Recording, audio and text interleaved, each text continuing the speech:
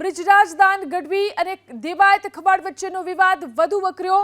સમગ્ર વિવાદ વચ્ચે બ્રિજરાજદાન ગઢવીએ ફેંકેલા પડકાર પર હવે દેવાયત ખવડે જવાબ આપ્યો છે। આવો સાંભળીએ બ્રિજરાજદાન ગઢવીએ શું પડકાર ફેંક્યો તો તેના જવાબમાં દેવાયત ખવડે શું કહ્યું।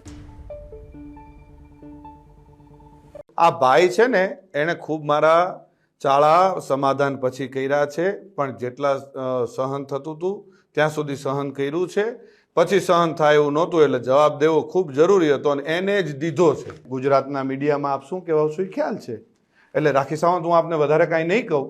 આપને શોભે એ આપ કરો છો, આપને મુબારક।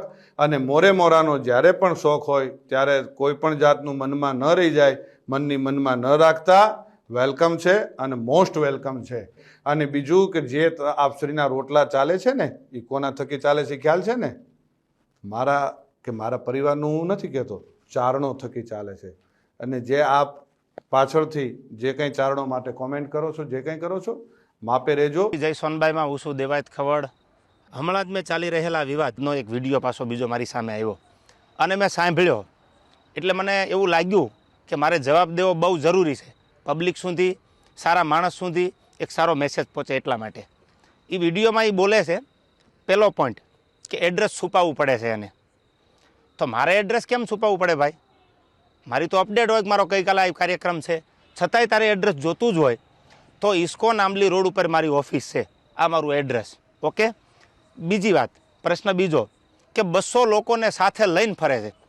200 લોકો એટલે એક ગાડીમાં 4નું 5નું સિટિંગ હોય, તો 200 લોકોમાં કેટલી ગાડીઓ કમસે કમ મારે જોવે? આપ પણ જાણો છો। જેને ડાયરા કરે આયોજકને પૂછો કે કેટલી ગાડીઓ લઈને આવું છું, એ બધા પ્રૂફ પુરાવા દેવાની જરૂર નથી। આ એકદમ ફેક્ટ વાત છે, ઉપજાવેલી વાત છે એની। ત્રીજી વાત કરું તો સમાધાન કરવા માટે 50 લોકોને દોડાવ્યા, આવો એ બ્લેમ કરે છે મારી પર। હું સમાધાન કરવા દોડાવું? તું એવડી મોટી કોઈ તોપ નથી તો હું સમાધાન કરવા માટે 50 લોકોને દોડતા? ઓથેન્ટિક પુરાવો કે તે જ્યારે આ બનાવ બન્યો 2 વર્ષ પહેલાં સોનબાઈ માના મંદિરે જ્યારે સમાધાન કરવાનું હતું ત્યારે પ્રવીણદાન ગઢવી એટલે કે મોગલ સેનાના પ્રમુખ, મને ફોન આવ્યો પહેલો દીપકભાઈ કાઠીનો અમદાવાદ કે પ્રવીણદાનને કામ છે। પ્રવીણદાનને કોન્ફરન્સમાં લીધા અને મને પ્રવીણદાને કીધું કે કોઈ પણ રીતે આ મામલો પતાવવાનો છે, તમે પ્લીઝ। મેં કીધું કાંઈ વાંધો નહીં, તમે પ્લીઝ ન બોલો। ત્યાર પછી મને ફોન આવ્યો મઢડાથી દાદુભાઈનો। દાદુભાઈએ કીધું કે તમારે સોનબાઈ માના મંદિરે આવવાનું છે, એટલે મેં કીધું કે આવું ખરો પણ માફી નહીં માગું। તો દાદુભાઈએ કીધું કે માફી માંગવા બોલાવવાના નથી। આ વાત થયા પછી હું મઢડા સોનબાઈ માના મંદિરે રાજકોટથી જવા તૈયાર થયો। એટલે તું એવી કોઈ મોટી તોપ નથી કે મારે સમાધાન માટે 50 લોકોને તારી પાછળ દોડાવવા પડે। મારે બહુ જાજી વાત કરવી નથી, કારણ કે પબ્લિક પાસે, ઓડિયન્સ પાસે એટલો બધો સમય નથી આ ફાલતુ વાતું સાંભળવાનો।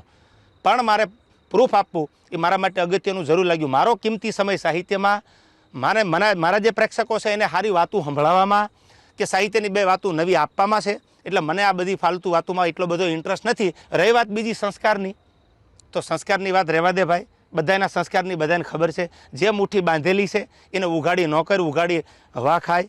એટલે આ બધી વાત છોડી દે।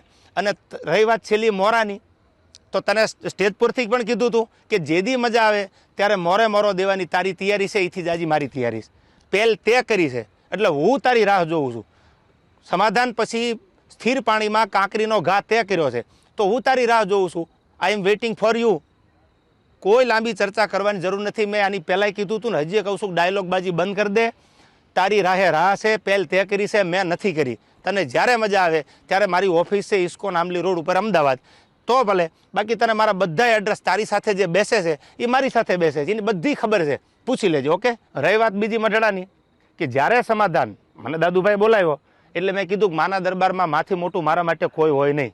મારા માટે જે કાંઈ છે, હું જેના ઉપર વિશ્વાસ અને શ્રદ્ધા રાખું છું એ સોનબાઈમાનું મંદિર છે, એટલે મેં માફી માંગી લીધી, નો ડાઉટ, વાત પૂરી થઈ ગઈ। ત્યાર પછી એવું બોલ્યો કે સમાધાન પછી આ ભાઈએ ચાળા કર્યા છે। એક પણ ચાળાનો વિડીયો બતાવી દે, ઓડિયો બતાવી દે તો હું માનું કે તું સાચો છો। દૂધનું દૂધ અને પાણીનું પાણી, આ બધોય જવાબ સાંભળનારા 18 વરણે આપી દીધો છે। મને તો એટલું યાદ આવે કે સોનબાઈ માના સાનિધ્યમાં સમાધાન થયા પછી આ વસ્તુ જે બની ખોટી છે, જે કરવું હોય એ વેલકમ।